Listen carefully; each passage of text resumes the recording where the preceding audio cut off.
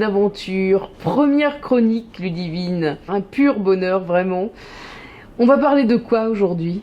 Aujourd'hui, on va parler d'un sujet qui me tient à cœur et qui me plaît beaucoup, les marques. Alors, les marques. Pourquoi dépose-t-on une marque et surtout une marque c'est quoi ? Alors oui, déjà le sujet des marques, c'est un sujet essentiel pour tous ceux qui créent, qui innovent et qui ont une image et veulent véhiculer une image dans le cadre de leur activité. Alors une marque, c'est avant tout un signe distinctif, c'est-à-dire c'est ce qui va permettre aux clients de reconnaître une entreprise par rapport à une autre et c'est ce qui va permettre à une entreprise de se distinguer aussi de concurrents.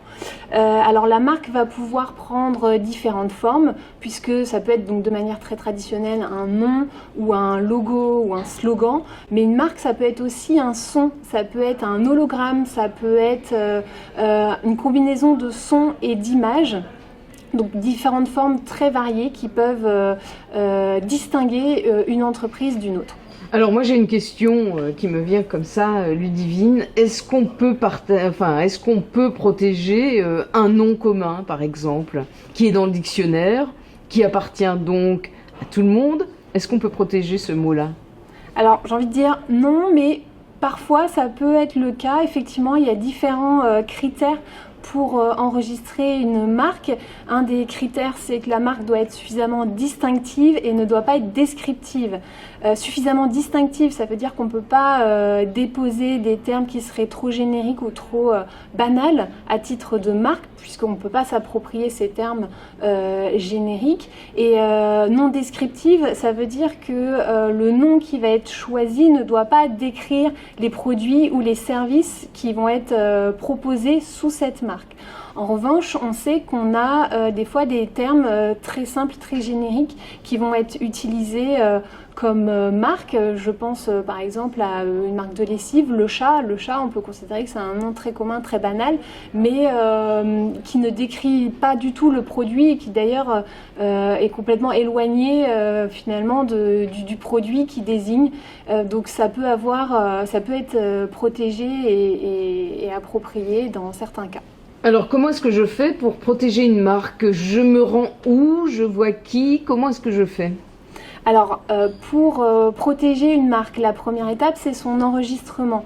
On enregistre une marque au sein d'offices nationaux ou internationaux. En France, ça va être l'INPI, donc l'Institut national de la propriété industrielle. En ligne, les dépôts se font en ligne. Soit vous pouvez le faire seul ou vous pouvez vous faire accompagner d'un spécialiste, d'un conseil et en l'occurrence d'un avocat. Pourquoi c'est important quand même de se faire aider et accompagner ? Alors bien que la démarche et les formalités peuvent paraître simples, il y a un certain nombre d'actions et de vérifications à faire en amont. Donc premièrement, vérifier la disponibilité du signe qu'on souhaite déposer et enregistrer à travers des recherches d'antériorité. Et c'est très important de vérifier que donc le nom ou l'image n'a pas déjà été déposé et enregistré en France ou à l'étranger pour les produits et services qui vont être choisis, sélectionnés et proposés sous ce signe. Comment ça se passe aujourd'hui avec toutes les contrefaçons, avec les gens qui utilisent déjà des marques qui existent ? Ça se passe comment ? Je fais comment pour me protéger ? Alors comme je disais, la première étape, c'est l'enregistrement. Une fois que sa marque est enregistrée, déjà on a un titre de propriété qui est délivré par l'office. Et ça déjà, c'est un moyen, un outil qui va permettre de s'opposer à l'enregistrement de marques ultérieures qui seraient identiques ou similaires, ou ça permet aussi de contester la reproduction de sa marque sur un autre site, dans un autre contexte, ou si sa marque est apposée sur des produits contrefaisants. Donc on a tous en tête, par exemple, des sacs à main qui sont reproduits et qui sont contrefaits, et où la marque est apposée sur le produit.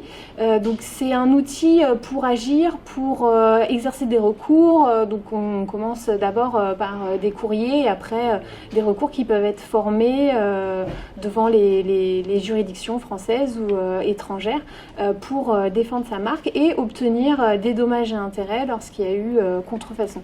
Alors, lorsqu'il y a contrefaçon, je crois qu'il faut 12 différences pour que ce ne soit plus considéré comme une contrefaçon. Alors, c'est un chiffre, c'est un bon repère, c'est un chiffre très théorique. Ce qu'il faut savoir, c'est que l'appréciation de la contrefaçon peut être assez subjective et surtout va se faire au cas par cas. J'ai envie de dire, il faut se détacher un petit peu de ce chiffre. Il peut y avoir un peu moins de similitudes ou de différences et pour le coup être quand même dans de la contrefaçon. Il y a beaucoup de critères qui rentrent en compte.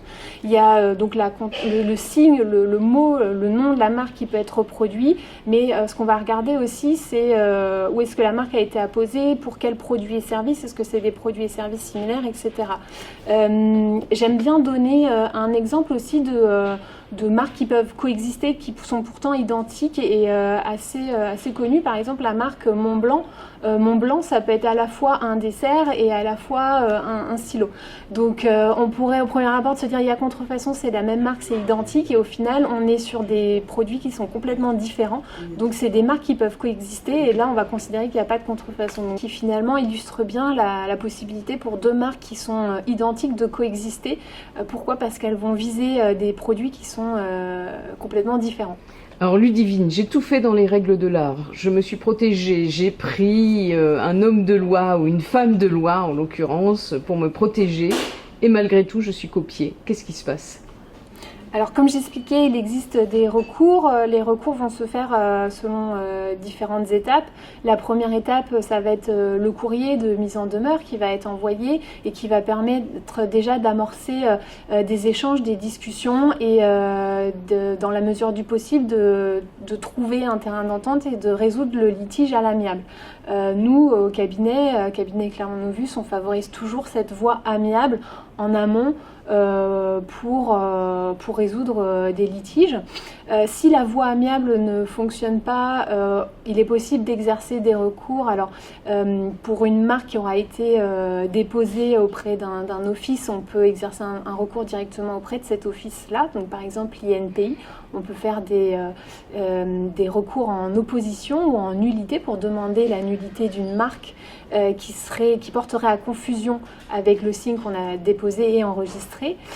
Et il existe aussi des recours, nous ce qu'on appelle judiciaires, donc devant les tribunaux, là pour agir donc en contrefaçon de marque. À côté de la contrefaçon, il peut y avoir aussi l'action en concurrence déloyale. Souvent c'est lié, il n'y a pas que la reprise d'un signe distinctif, mais il y a également des fois des actes et déloyaux qui peuvent être commis aussi entre concurrents.